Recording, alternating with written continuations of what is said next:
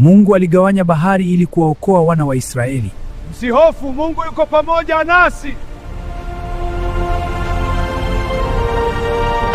Usiku huo, bahari iligawanyika mbele ya wana wa Israeli na njia ikafunguka katikati ya maji makuu. Lakini nyuma yao, jeshi la Farao lilikuwa likiwakaribia kwa kasi, likiwa kwenye magari ya farasi, likiwa na nguvu na kiburi.